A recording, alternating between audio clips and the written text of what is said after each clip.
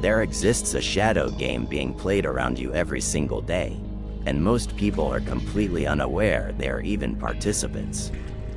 In this game, your thoughts, emotions, and decisions become the battlefield, and skilled manipulators move through your life like invisible chess masters, positioning pieces you cannot see toward outcomes that serve their interests, not yours. The most disturbing part? You often thank them for it. Manipulation is not always the dramatic, obvious abuse we see in movies. More often, it is subtle, sophisticated, and wrapped in the language of care, concern, or mutual benefit.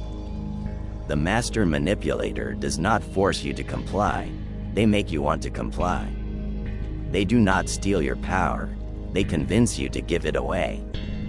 They do not break your will, they redirect it toward their purposes while letting you believe you are acting from your own free choice.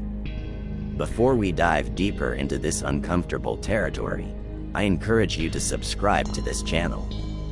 We examine the hidden cultural and psychological forces that shape human behavior, revealing truths that can protect you from exploitation and help you navigate the world with greater awareness and strength.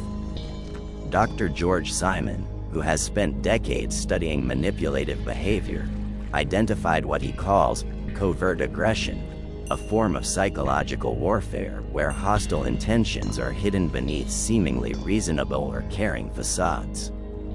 The covert aggressor appears concerned about your well-being while systematically undermining your confidence, autonomy, and judgment. They position themselves as helpers while creating the very problems they claim to solve. Niccolo Machiavelli understood this dynamic 5 centuries ago when he wrote about the difference between open enemies and false friends. Open enemies, he observed, are actually less dangerous than those who smile while they scheme because at least you know where you stand with declared adversaries. The false friend disarms your defenses, gains access to your vulnerabilities, and uses your own trust against you. The modern world has created unprecedented opportunities for psychological manipulation. Social media platforms harvest your attention and emotional energy through carefully designed psychological triggers. Marketing campaigns use neuroscience research to bypass your rational mind and create artificial desires. Political messaging exploits cognitive biases to manufacture consent for policies that may not serve your interests. Even well-meaning friends and family members may employ manipulation tactics learned from a culture that teaches people to get what they want through emotional pressure rather than honest negotiation. But perhaps most insidiously, we live in what psychologist Dr. Martha Stout calls the sociopath next door. A world where approximately 4% of the population has no genuine empathy or conscience, yet has learned to mimic emotional connections so skillfully that they can operate undetected for years. These individuals see other people not as fellow human beings but as resources to be exploited, games to be won, or obstacles to be removed. The first rule of mental defense, derived from Machiavellian wisdom, is this: assume that some people in your life do not have your best interests at heart, and develop the skills to identify them before they cause significant damage. This is not paranoia, this is prudence. The person who assumes everyone is trustworthy becomes an easy target for those who are not. Dr. Robert Hare's groundbreaking research on psychopathy revealed that these individuals are often charming, confident, and initially appealing. They excel at what psychologists call impression management, creating favorable first impressions and maintaining likable personas while pursuing their own agenda without regard for the consequences to others. They study your responses, learn your weaknesses, and craft their approach specifically to disarm your natural defenses. The manipulation process typically follows a predictable pattern that Machiavelli would recognize as a form of psychological conquest. First comes the assessment phase, where the manipulator evaluates your vulnerabilities, needs, and psychological blind spots. They pay close attention to what makes you feel special, what triggers your insecurities, and what values you hold most dear. This information becomes their weapon arsenal. Next comes the cultivation phase, where they present themselves as uniquely able to meet your needs or solve your problems. They offer exactly what you have been longing for: understanding, appreciation, opportunity, or relief from pain. They position themselves as different from everyone else who has disappointed you, better than anyone else who has tried to help you, and more committed to your success than you might even be yourself. The third phase involves creating dependency through what psychologists call intermittent reinforcement, giving you just enough positive attention, support, or reward to keep you engaged while gradually increasing their demands and decreasing their contributions. Like a skilled drug dealer, they get you addicted to their approval, then make that approval increasingly difficult to obtain. The final phase is exploitation, where they cash in on the psychological investment you have made in the relationship. By this point, you have often isolated yourself from other sources of support, restructured your life around their needs, and developed such an attachment to their validation that you are willing to tolerate behavior that you would never accept from someone you cared about less. Dr. Lundy Bancroft's research on abusive relationships revealed that this process can take months or even years to complete, and the victim often does not recognize what is happening until significant damage has been done. The manipulator's skill lies in making each step seem reasonable, each concession seem small, and each red flag seem like a misunderstanding or temporary problem. But Machiavelli understood something that modern psychology has confirmed. Manipulation works only when the target remains unconscious of the process. Awareness breaks the spell. When you understand the game being played, you can choose whether to participate, how to participate, or whether to remove yourself entirely from the playing field. The challenge is developing this awareness while maintaining your capacity for trust, connection, and genuine relationships. The goal is not to become suspicious of everyone, but to become skilled at reading people accurately and responding appropriately to what you discover.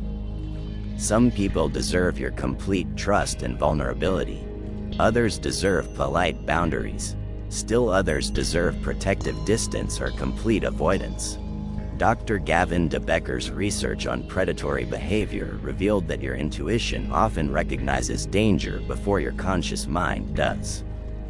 That uneasy feeling you get around certain people, that sense that something is not quite right despite their charming presentation, that nagging doubt about their motives despite their helpful actions, these feelings are not paranoia. They are your unconscious mind processing subtle cues that your conscious mind has not yet organized into conscious awareness. The person who learns to trust their intuition while also developing conscious skills for reading people accurately becomes very difficult to manipulate.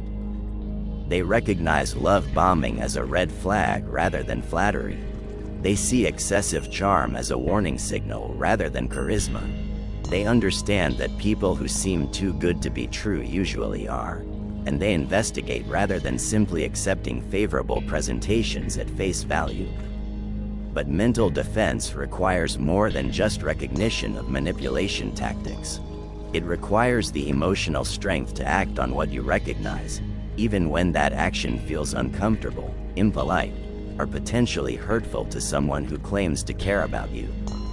The manipulator counts on your desire to be nice, your reluctance to offend, and your hope that you might be wrong about their intentions. Machiavelli's approach to mental defense was based on what he called virtue, a combination of strength, wisdom, and strategic thinking that allowed leaders to protect their interests and serve their people effectively. Applied to personal relationships, virtue means developing the inner resources necessary to maintain your autonomy, protect your well-being, and contribute to relationships from a position of strength rather than weakness or need. This transformation requires understanding that conflict is not always destructive and that harmony is not always healthy. Sometimes, The most loving thing you can do is refuse to enable someone's manipulation, even if that refusal creates tension. Sometimes, the most protective thing you can do is trust your instincts about someone's character, even if you cannot yet prove your concerns are justified. The person who masters mental defense does not become cold, suspicious, or closed-hearted. Instead, they become discerning, boundaried, and wise in their trust. They learn to distinguish between people who are temporarily struggling and people who are chronically exploitative. They develop the ability to offer support without sacrificing themselves and to maintain connection without losing themselves. The sophisticated manipulator operates through language with the precision of a surgeon and the stealth of a spy.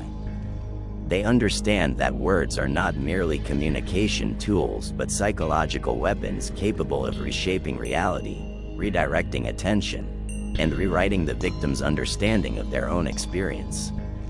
To defend against manipulation, you must learn to decode the hidden meanings embedded in seemingly innocent conversations.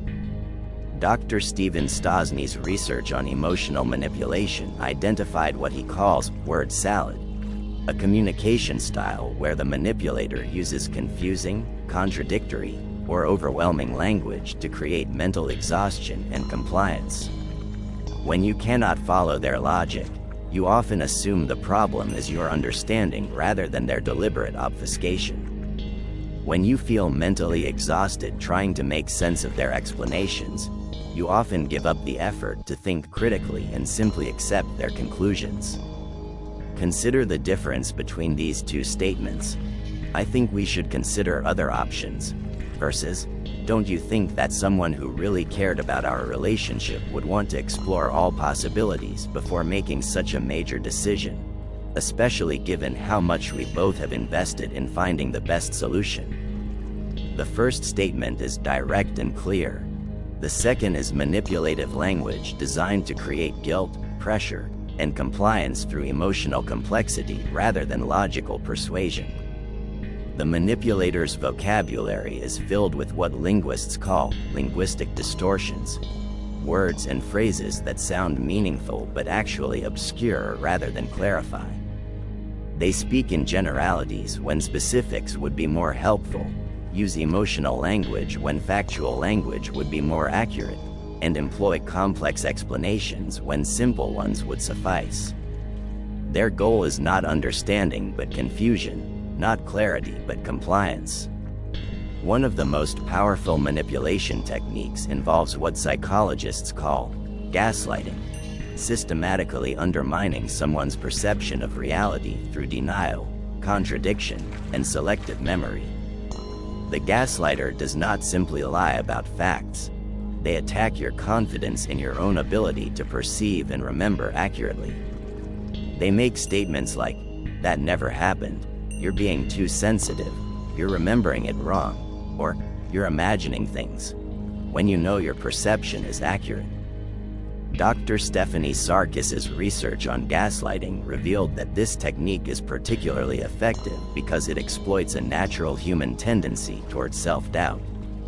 When someone confidently contradicts your memory or perception, especially someone you trust or depend on, your mind automatically wonders if you might be wrong. The gaslighter exploits this natural uncertainty by consistently presenting their version of events as objective reality while portraying your version as emotional distortion or mental instability. The defense against gaslighting requires what therapists call reality anchoring, maintaining connections to objective sources of information that can confirm or contradict your perceptions. This might involve keeping written records of important conversations, maintaining relationships with people who can provide outside perspective, or trusting physical evidence over verbal explanations when the two conflict. Another sophisticated manipulation technique involves emotional hijacking, using your own emotions against you to bypass rational thinking and create immediate compliance.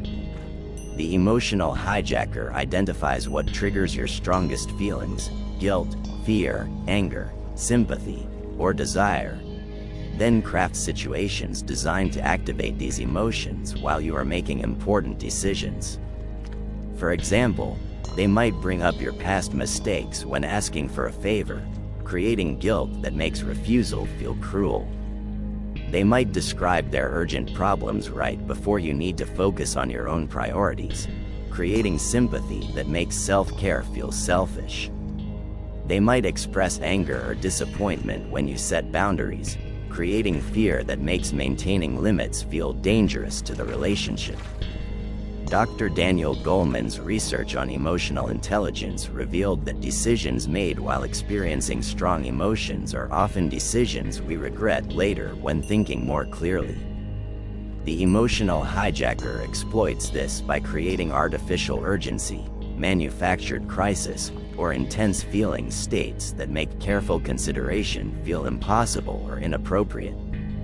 The counter-strategy involves what psychologists call emotional regulation, recognizing when your emotions are being artificially amplified and creating space for them to return to baseline before making important decisions. This might involve saying, "I need some time to think about this before I respond," or "I'm feeling too emotional about this right now to make a good decision. Let's revisit this tomorrow." A third manipulation technique involves reframing, taking your legitimate concerns, needs, or boundaries and redefining them as character flaws, relationship problems, or evidence of your inadequacy. The reframer does not address the substance of your concerns. Instead, they attack the fact that you have concerns at all. When you express discomfort with their behavior, they respond with statements like, "You're being controlling," "You don't trust me," "You're too needy," or "You're creating problems where none exist." When you ask for what you need, they respond with, "You're being demanding," "Nothing is ever good enough for you," or "You're impossible to please." When you set boundaries, they respond with, "You're being selfish," "You don't care about my feelings," or "You're punishing me." This technique is particularly insidious because it transforms every attempt to improve the relationship into evidence that you are the problem in the relationship.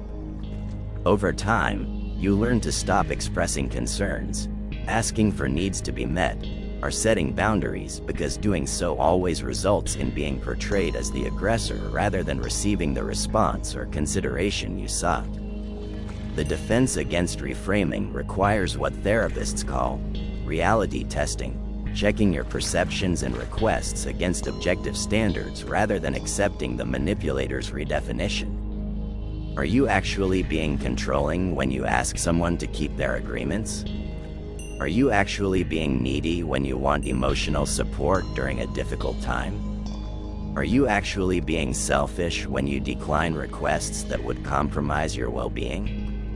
Dr. Patricia Evans's research on verbal abuse revealed that manipulators often use what she calls crazy-making communication, statements that sound reasonable on the surface but contain hidden messages designed to create self-doubt and confusion. They might say, "I'm just trying to help you," while doing things that clearly harm you. They might say, "I would never hurt you," while engaging in behavior that obviously causes pain.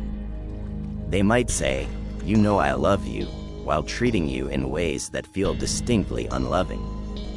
The crazy-making quality comes from the contradiction between their words and their actions, forcing you to choose between believing what they say and trusting what you experience. Most people want to believe good intentions, so they often dismiss their own accurate perceptions in favor of accepting favorable self-descriptions from people whose behavior suggests otherwise. Machiavelli's approach to this problem was to judge people by their actions rather than their words, understanding that anyone can claim good intentions, but only genuine good intentions produce consistently beneficial behavior. He advised paying attention to patterns over time rather than isolated incidents, recognizing that manipulative people often behave well when being observed or when they need something, then revert to problematic behavior once they feel secure or after they have received what they wanted. The person who becomes fluent in decoding manipulative language develops what intelligence professionals call situational awareness, the ability to read between the lines, recognize hidden agendas, and respond to what is actually happening rather than what is being claimed to be happening. They learn to trust their perception of patterns over explanations of intentions, their experience of behavior over descriptions of character, and their sense of the relationship's impact on their well-being over promises about future improvement. This skill does not make you cynical or closed-hearted. Instead, it makes you wise in your trust and strategic in your vulnerability. You learn to distinguish between people who communicate directly and those who communicate manipulatively, between people whose words align with their actions and those whose words contradict their behavior, between people who respect your perceptions and those who systematically undermine them. If you are finding value in learning to recognize these patterns, remember to subscribe to this channel for more insights into the psychological and cultural forces that shape human behavior. Understanding these dynamics is crucial for maintaining your mental autonomy in a world where many people have learned to influence others through emotional pressure rather than honest persuasion. The goal is not to become suspicious of all communication, but to become skilled at recognizing when communication is being used as a tool for manipulation rather than connection. When you can decode the language of psychological manipulation, you can respond consciously rather than reactively, maintaining your autonomy while still remaining open to genuine relationship and authentic influence. The difference between a victim and a strategist lies not in what happens to them, but in how they prepare for and respond to psychological attacks. Machiavelli understood that defense requires more than recognition.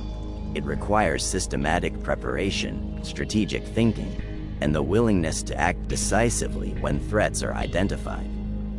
The person who learns to think strategically about relationships and interactions becomes nearly impossible to manipulate successfully. The first countermeasure involves what intelligence professionals call operational security, protecting information about your vulnerabilities, resources, and intentions until you are certain about someone's trustworthiness and motives. The skilled manipulator gathers intelligence about you the same way a military strategist gathers intelligence about enemy positions. They ask probing questions disguised as friendly interest, observe your reactions to different scenarios, and test your boundaries to understand your defenses. Dr. Martha Stout's research revealed that manipulative individuals often conduct what she calls pity plays early in relationships, sharing stories of past victimization, current struggles, or special circumstances that position them as deserving extra consideration, patience, or support. While some of these stories may be true, their strategic placement in the early stages of the relationship serves to lower your defenses and create premature intimacy. The countermeasure is to practice what Machiavelli would call strategic reserve, revealing personal information gradually as trust is earned through consistent behavior over time rather than immediately in response to emotional appeals or apparent openness from others. You share your struggles, dreams, and fears with people who have demonstrated their trustworthiness through actions, not just with people who express interest in knowing these things. The second countermeasure involves emotional firewalls, psychological barriers that prevent others from accessing and manipulating your emotional state without your conscious consent. The manipulator depends on your emotional reactivity to create states of confusion, guilt, fear, or sympathy that bypass rational thinking. When they can trigger immediate emotional responses, they can influence your decisions while your critical thinking is offline. Dr. Susan David's research on emotional agility revealed that people who can observe their emotions without being controlled by them make better decisions and maintain stronger boundaries than those who are emotionally reactive. The strategic person learns to notice emotional triggers without automatically responding to them, creating space between stimulus and response where conscious choice becomes possible. This might involve developing what psychologists call metacognitive awareness, the ability to think about your thinking and feel your feelings without being overwhelmed by either process. When someone attempts to make you feel guilty, you notice the guilt without accepting that the guilt means you have done something wrong. When someone attempts to create urgency, you notice the pressure without accepting that immediate action is required. The third countermeasure is strategic ambiguity, maintaining flexibility in your responses and avoiding predictable patterns that manipulators can exploit. The person who always says yes can be manipulated through requests. The person who always says no can be manipulated through reverse psychology. The person who always seeks harmony can be manipulated through manufactured conflict. The person who always avoids conflict can be manipulated through confrontational tactics. Machiavelli advised leaders to be like foxes and lions, sometimes cunning and sometimes strong, sometimes accommodating and sometimes firm, depending on what the situation required. Applied to personal relationships, this means avoiding behavioral rigidity that makes you predictable and therefore manipulable. Sometimes you are generous, sometimes you are cautious. Sometimes you are available, sometimes you are busy. Sometimes you are understanding, sometimes you maintain strict boundaries. This is not about being inconsistent or unreliable. This is about being appropriately responsive to different people and situations rather than operating from a single mode that clever manipulators can learn to exploit. The strategic person calibrates their response based on the other person's character and track record rather than their own default patterns or the other person's immediate requests. The fourth countermeasure involves what military strategists call force multiplication, using resources, allies, and systems to amplify your personal power and reduce your vulnerability to individual manipulation attempts. The isolated person is much easier to manipulate than the person who maintains strong connections with others who can provide perspective, support, and reality checking. Dr. Jennifer Freyd's research on institutional betrayal revealed that manipulators often work to isolate their targets from outside sources of information and support. They criticize your friends and family, create conflicts between you and other important people in your life, or gradually increase demands on your time and energy until maintaining other relationships becomes difficult. The countermeasure is to deliberately maintain multiple sources of perspective and support, even when it requires effort and even when the manipulator expresses displeasure about your other relationships. You regularly consult with trusted friends about important decisions.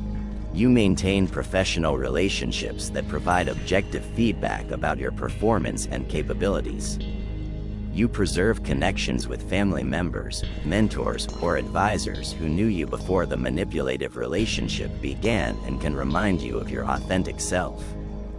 The fifth countermeasure is documentation and verification, keeping records of important conversations, agreements, and incidents that can provide objective reference points when someone attempts to rewrite history or gaslight your perceptions. The manipulator often depends on your inability to prove their inconsistencies, lies, or broken promises. This does not mean recording every conversation or becoming obsessively documenting every interaction. This means keeping written records of significant agreements, important promises, or concerning incidents. When someone makes commitments about future behavior, you write them down. When someone describes past events differently than you remember them, you check your records. When someone claims they never said something that you clearly recall, you have reference points that support your memory. The sixth countermeasure involves strategic withdrawal, recognizing when a situation or relationship has become too toxic for your well-being and having the courage to reduce your involvement or remove yourself entirely, regardless of the social, professional, or financial costs involved. Machiavelli understood that sometimes the best strategy is to avoid the battle entirely rather than trying to win an unwinnable war. Dr. Lundy Bancroft's research on abusive relationships revealed that many victims stay in harmful situations far longer than necessary because they believe they can fix the problem, change the other person, or find the right approach to make the relationship work. The strategic person recognizes when they are dealing with someone whose character problems are not amenable to relationship solutions.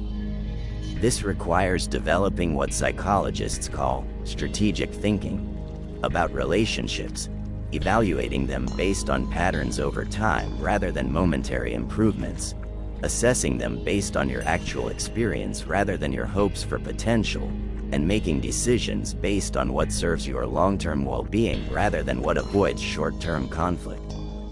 The seventh and final countermeasure is personal sovereignty, maintaining your right and responsibility to make decisions about your own life, even when others pressure you to prioritize their preferences, needs, or opinions over your own judgment. The manipulator's ultimate goal is to replace your decision-making process with their influence, making you dependent on their approval and guidance rather than your own wisdom and values. Dr. Nathaniel Branden's research on self-esteem revealed that people with strong personal sovereignty ask themselves, "What do I think about this?" and "What serves my authentic well-being?" before asking, "What will others think?" or "What will make others happy?" They consult with others and consider multiple perspectives, but they ultimately make decisions based on their own values and judgment rather than external pressure or approval seeking.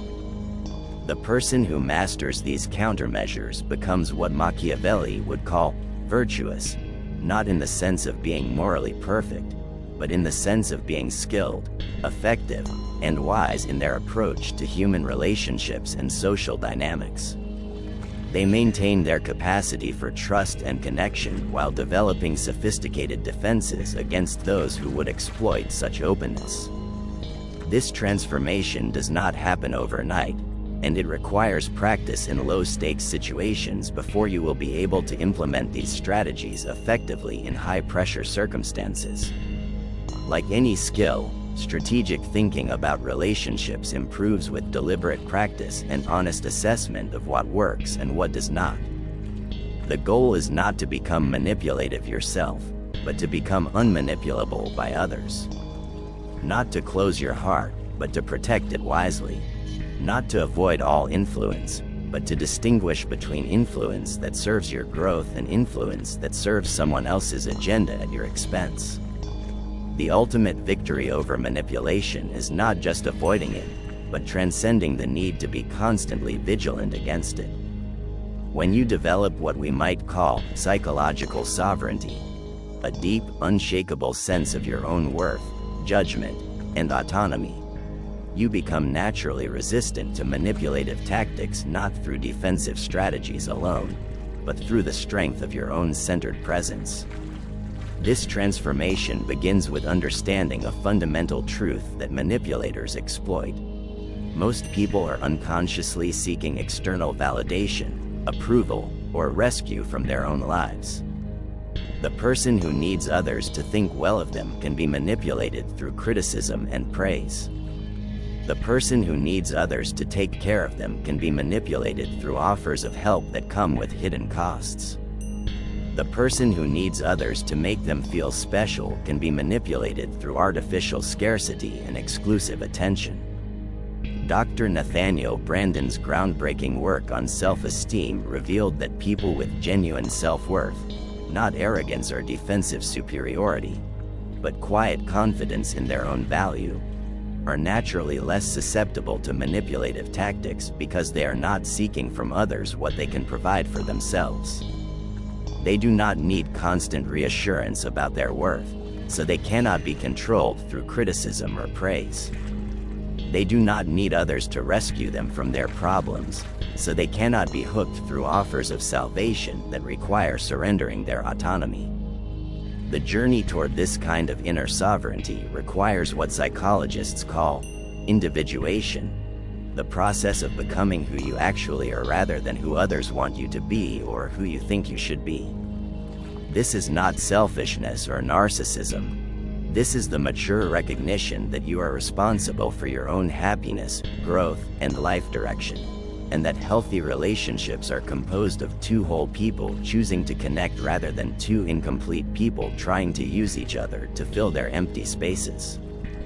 Carl Jung understood that most manipulation succeeds because people are unconsciously seeking to have their psychological wounds healed by others rather than taking responsibility for their own healing. The person who has not processed their childhood need for parental approval remains vulnerable to authority figures who offer conditional acceptance. The person who has not healed their fear of abandonment remains vulnerable to partners who threaten withdrawal when they do not get their way. The person who has not developed their own sense of competence remains vulnerable to those who offer to handle their problems in exchange for control over their choices. The liberated person has done the internal work necessary to meet their own psychological needs appropriately, making them naturally less manipulable because they are not desperately seeking from others what they have learned to provide for themselves. This does not mean becoming isolated or self-sufficient to the point of avoiding all interdependence. This means entering relationships from a position of wholeness rather than neediness, abundance rather than scarcity, choice rather than compulsion. Dr. Marsha Linehan's research on emotional regulation revealed that people who can tolerate their own difficult emotions without immediately seeking relief from others are much harder to manipulate because emotional pressure tactics lose their effectiveness. When you can sit with anxiety without needing immediate reassurance, uncertainty without needing immediate answers, or conflict without needing immediate resolution, you cannot be controlled through manufactured crises or artificial urgency. This emotional resilience develops through what psychologists call distress tolerance, gradually building your capacity to experience uncomfortable feelings without automatically acting to eliminate them.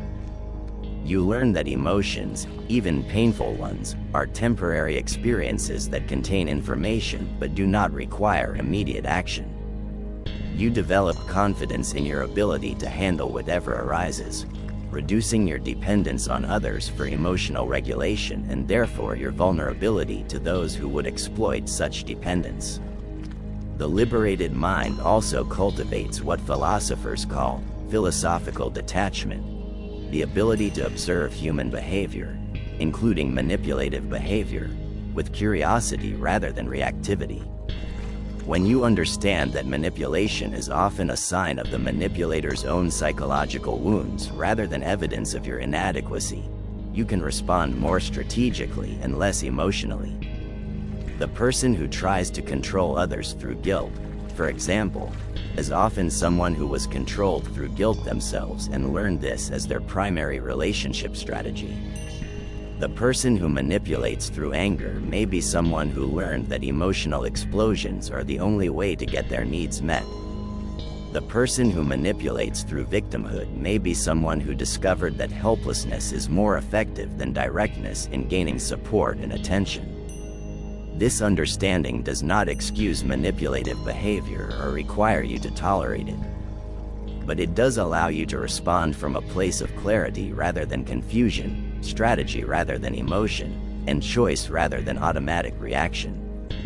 You can recognize manipulative behavior as information about the other person's character and capabilities rather than as a reflection of your own worth or a crisis requiring immediate accommodation.